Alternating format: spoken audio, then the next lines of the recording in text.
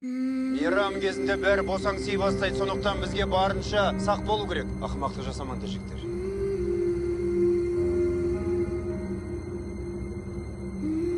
Қызметтеріңе кірісіңдер.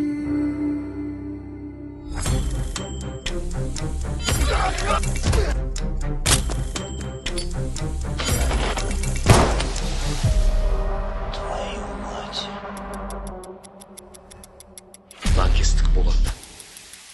Қаншама жазықсыз адамдардың қандарына біздің мойнымызда қалады. Біз бұған дайынбыз ба? Салют мына жерден ататын болды. Адам көп жиналатын жер. Біз сырттан бақылап жүрміз.